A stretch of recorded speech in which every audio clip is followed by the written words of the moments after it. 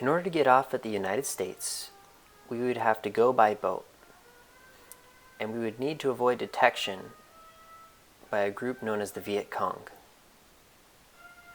We didn't have any money, so in order to get across, you would need to go through a forest and go all the way around until we could get to that passenger boat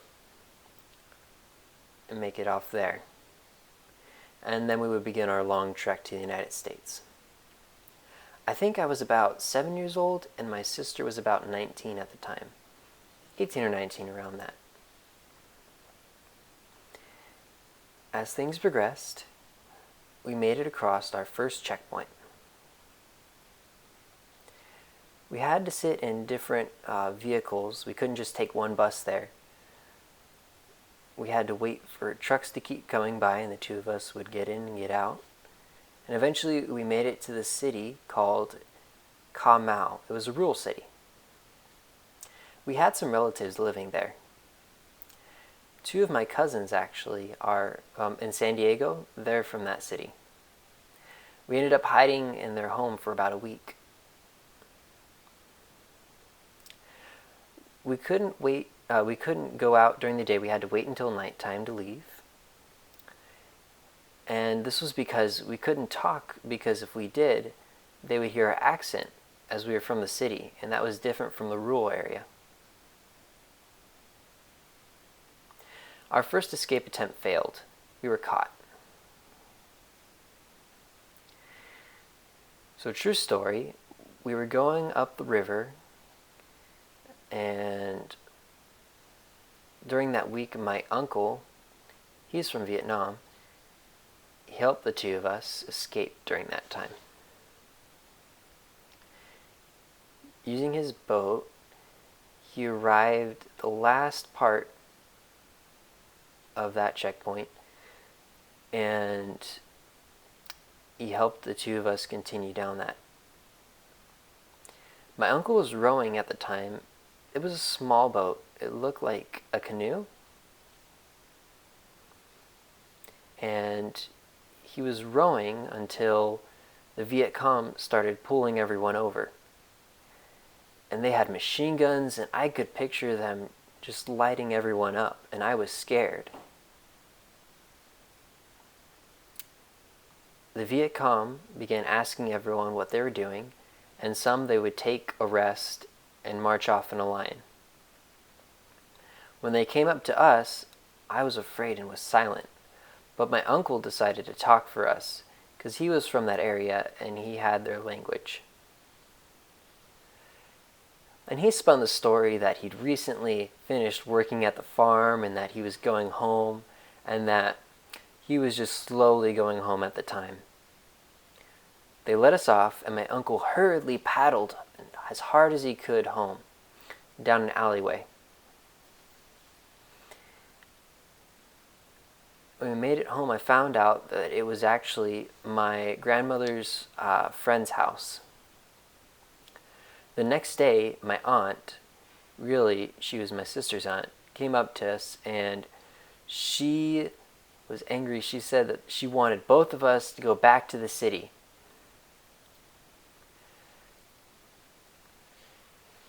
And she wanted us out of Ca Mau. She didn't want us to stay for the week. But we refused. We said that we wouldn't give up. So at the time, we decided to stay for the week at their home, up in the attic.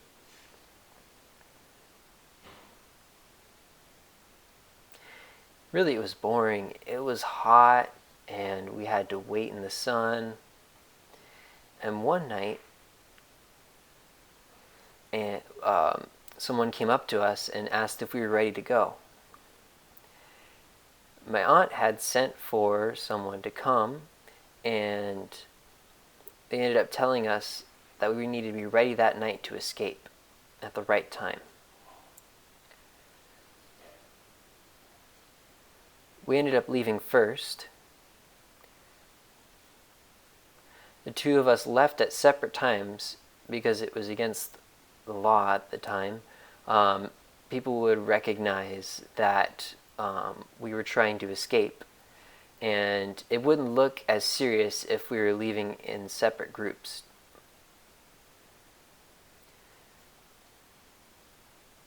We went across the river into a different house. It was a safe home. I'm not necessarily sure what it was called, and we escaped from there.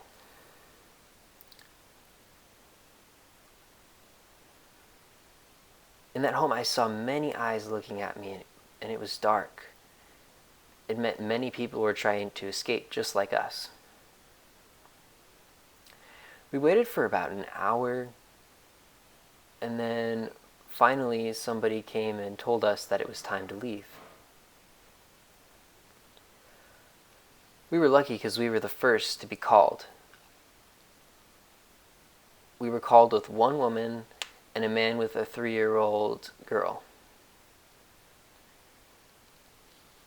So we got onto the boat and they pushed us off. We went down the river for a little bit, and I think the next morning we were caught. The Viet Cong caught us. We were scared and we didn't know what to do again, but then one of the Viet Cong spotted the man who was rowing. The Viet Cong saw his watch, and he said, "I like that watch. I've never seen one of those before." Because he was from the farm area. So they negotiated, and they traded the watch and allowed us safe passage. That was fine, and we were lucky, but we were caught again. That time, it was the woman's father that caught us. He was a member of the Viet Cong. He said, "You're trying to leave, right?" And he could recognize that our faces were different and that we were dressed differently. And we said, "Oh, what do? We don't have any money." And about 2 or 3 minutes later, another boat came down the river, and we were scared because we thought there were more people coming to get caught. But we were lucky because that boat actually ended up saving our lives. In that boat was a man, and he was from the company that was helping us to escape. He came up, and I think he paid $2,000 in Vietnam currency. They ended up talking it out, and then they let us go down further the road.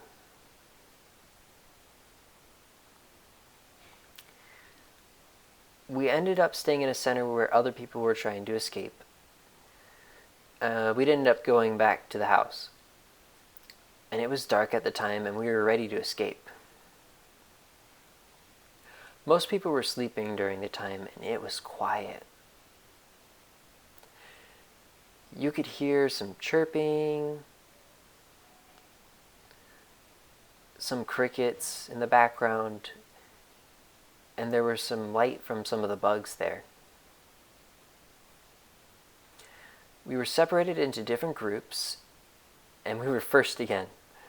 I don't know what it is about being first. Maybe first means that it's more risky, or maybe there's less risk. I don't know. So we ended up going further down, and the first boat was a motorboat, and then we ended up riding that for a little bit and turned the engine off. And we got close to one of the big boats that were over there. I want to say the boat was maybe 20 feet wide.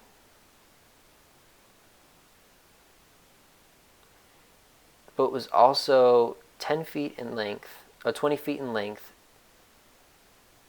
and maybe 10 feet wide.